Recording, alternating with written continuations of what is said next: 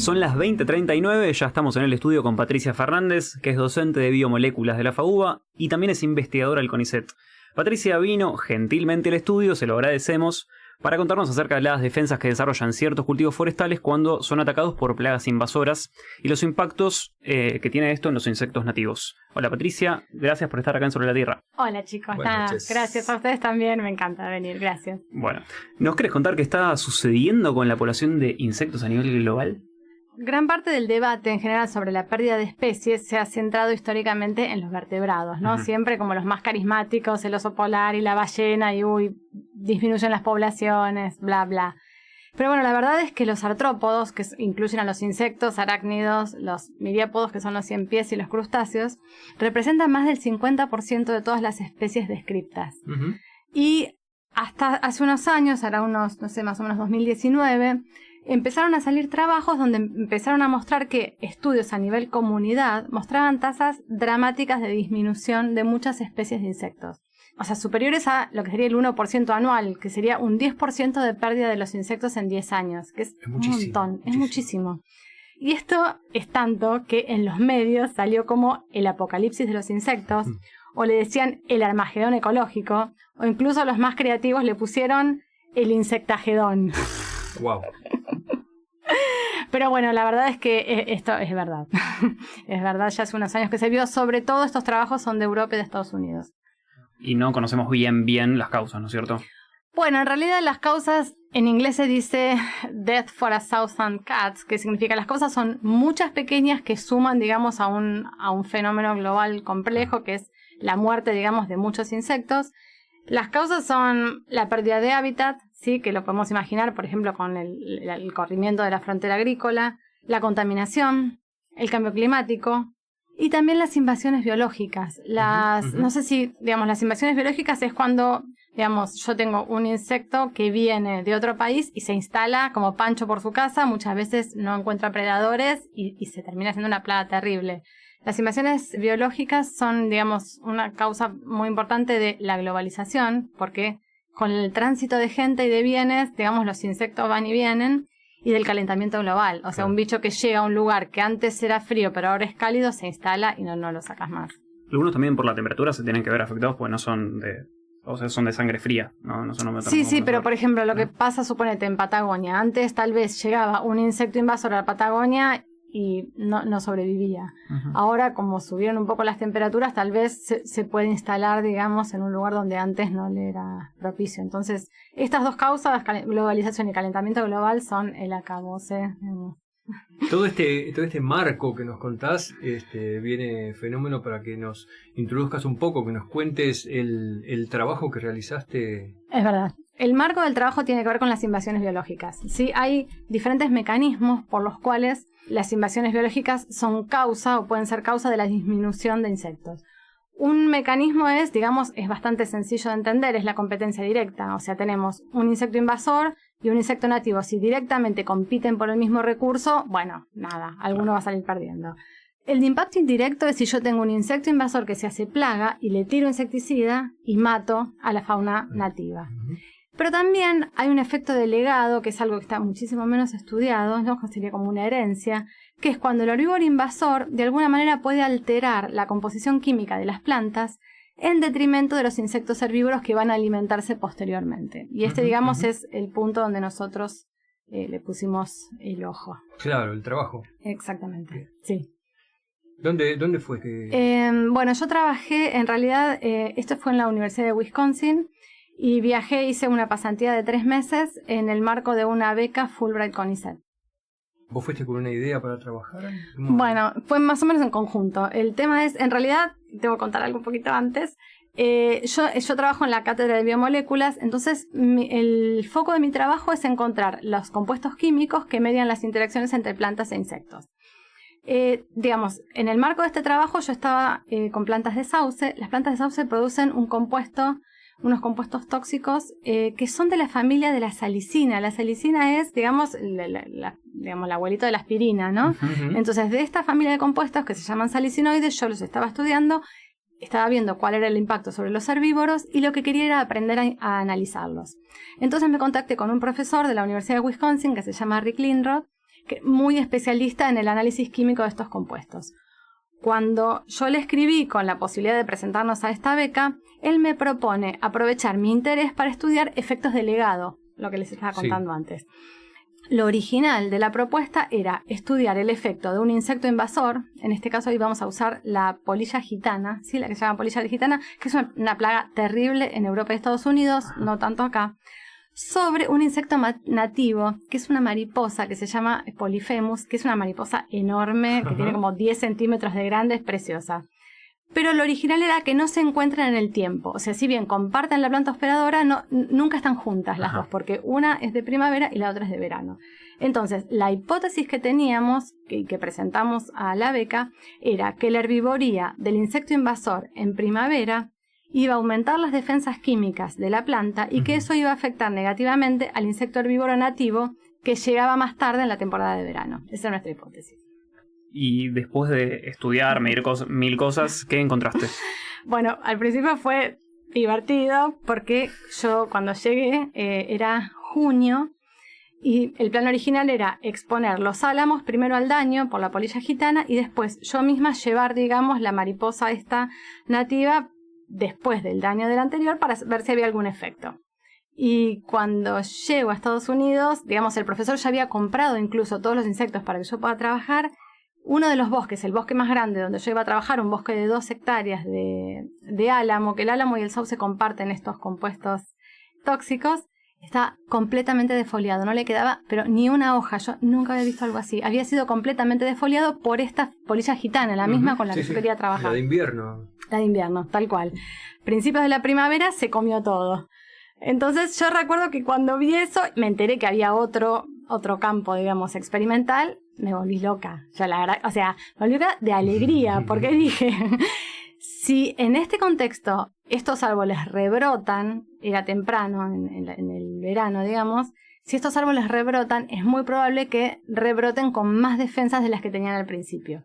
Entonces lo que hacía era todas las semanas, 2 o 3 veces por semana, pasaba por el campo a ver si empezaban a rebrotar los árboles.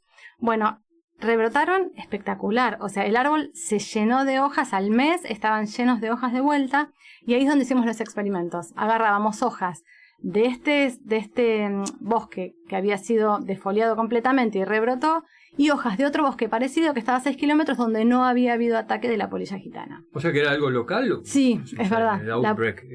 Exactamente, esta defoliación masiva. Sí. Muy local, sí. Se ve que la polilla había llegado y se devastó un bosque, digamos, pero al otro, que quedaba a 6 kilómetros, no llegó. Bien, justo al tuyo.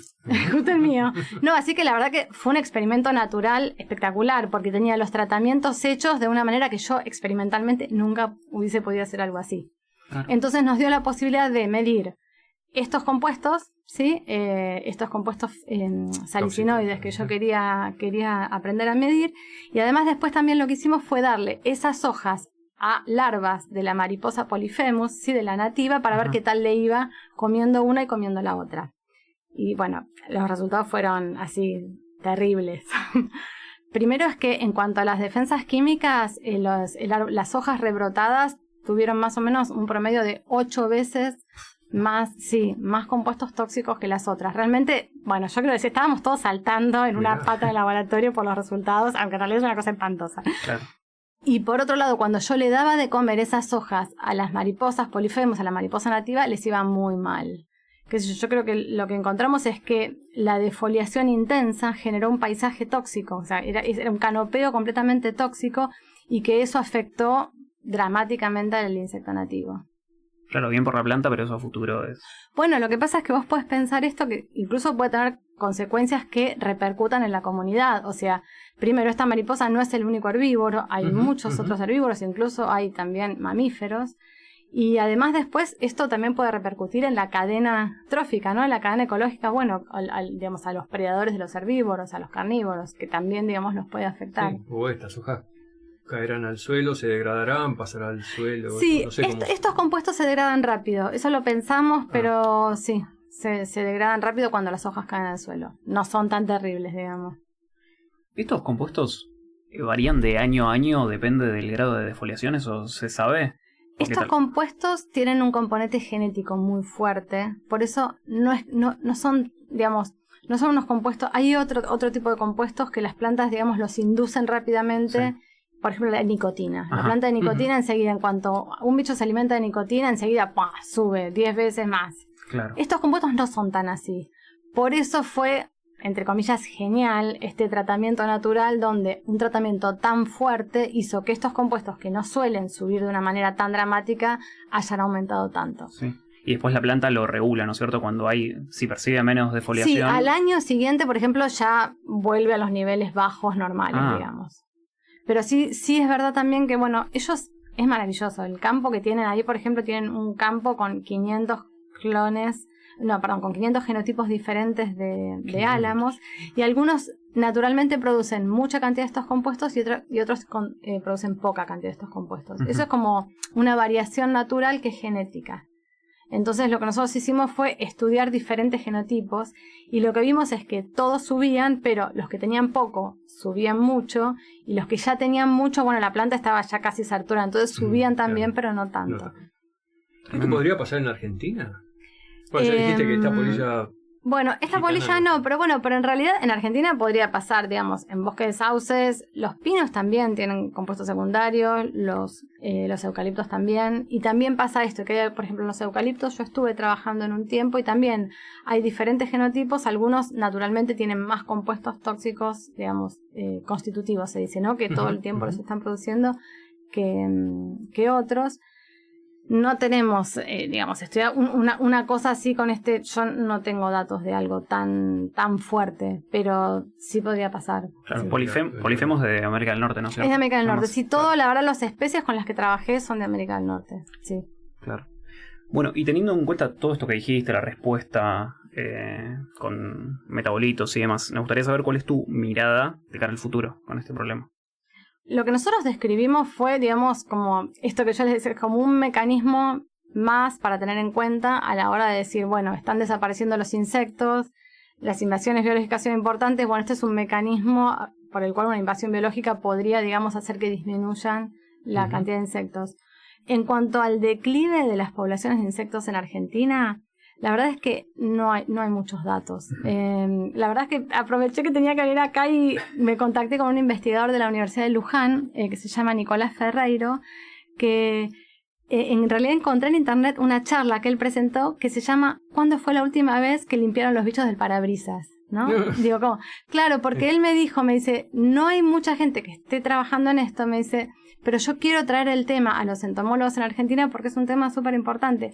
Y es verdad, yo me acuerdo cuando yo viajaba con mi familia, cuando era chica, que cada tantos kilómetros había que parar a limpiar el parabrisas, ¿no? Los radiadores. Tal cual, los radiadores. O cuando, por ejemplo, nos íbamos a la casa de mis tíos en Escobar, estaba lleno de luciérnagas a la noche. Y es verdad, ya no se ven todas las lucecitas de las luciérnagas que cuando éramos chicos jugábamos a tratar de agarrarlas. Entonces digo, yo creo que nosotros vemos también, ¿no? Como intuitivamente uno ve que hay menos insectos. Sí. Y bueno, y él me decía que el tema es que para conocer y tener datos serios sobre esta tendencia se necesitan series de tiempo de 10 o 20 años, de biomasa y de abundancia, de muchas especies. La verdad es que no lo tenemos. No hay datos. Lo más cercano que hay es en Brasil, que sí hicieron un trabajo y encontraron una tendencia parecida a estos datos que yo les contaba de Europa y de Estados Unidos. Entonces, digamos, lo que él me decía es que la relevancia y magnitud de esta problemática, sumada al hecho de que las causas del fenómeno suelen ser antropogénicas, bueno, señalan que realmente es conveniente extender precautoriamente una alarma, ¿no?, a todo el mundo. Decir, bueno, están desapareciendo los insectos. Hay problemas, digamos, asociados a la desaparición de insectos. Los insectos son la mayor biomasa animal que nos hacen el link entre las plantas, digamos, que son los productores, y los consumidores. Entonces, imagínense que como cortar de alguna manera una parte de la cadena trófica. Pero incluso si uno quiere ser más antropocéntrico, los insectos proveen servicios ecosistémicos al ser humano. O sea, el más fácil de ver y conocido por todos es la polinización, que hace poco se hablaba de, bueno, qué frutas pueden desaparecer si desaparecen los polinizadores. No solo eso, sino también nos brindan control de plagas, por ejemplo, control biológico de plagas y malezas, o la macrodescomposición, o sea, son los primeros pasos de la descomposición para el ciclado de nutrientes. Claro. Entonces, la disminución de insectos puede realmente tener consecuencias ecológicas y económicas a nivel global. Claro, en Argentina se percibe poco, pero son fuente de proteína para muchas Sí. comunidades también. Sí, es verdad. Sí.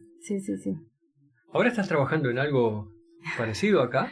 Yo, digamos, sigo con mi trabajo de los metabolitos secundarios de las plantas y, bueno, cómo esos metabolitos son afectados por la herbivoría e incluso también en presencia de otros factores, como por ejemplo la presencia de micorrizas en las raíces, o también hay unas chicas en el laboratorio que están trabajando en cómo la temperatura puede cambiar, digamos, la producción de estos metabolitos secundarios de plantas. Y sí, la idea entonces es sigo relacionando, digamos, los metabolitos de las plantas con el efecto sobre los herbívoros y sobre si podemos seguir la cadena trófica. Digamos, hasta ahí sigo trabajando. Un montón.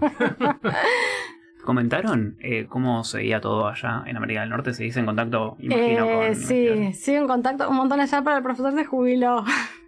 Así que sí, es bueno, la verdad una ventaja enorme que tuve de haber ido a ese lugar era que él venía trabajando en esos mismos bosques hacía 10 años y tenía los metabolitos estos medidos desde hacía 10 años, todos los años. Entonces, cuando nosotros teníamos que encontrar concentraciones, controles, ¿sí? Del año anterior, qué sé yo, bueno, ellos tenían todo. Así que bueno, la verdad es que fue un placer, sí, poder trabajar en esas condiciones así. Como la seguridad, ¿no? Que uno tiene cuando uno puede mantener un experimento durante mucho tiempo, realmente la ciencia es mucho mejor. Bueno, Patricia, nada, espectacular lo que contaste. Bueno, gracias. Bueno, ¿viste cuando cierra todo? No, es que realmente fue un trabajo muy lindo, yo me vine muy contenta. Así que bueno muchas gracias por invitarme. Te esperamos de nuevo. Ahora vamos a una pausa y volvemos para el cierre del programa.